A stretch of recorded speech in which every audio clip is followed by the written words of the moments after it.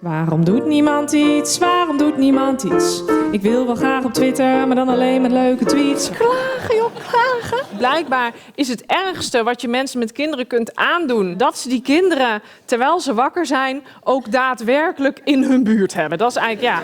Op een dag lag hij dood op zijn rug in zijn kooi. Toen bleek dat ze het waterbakje al die tijd aan de buitenkant had geklemd. Daar kon Pietje helemaal niet bij.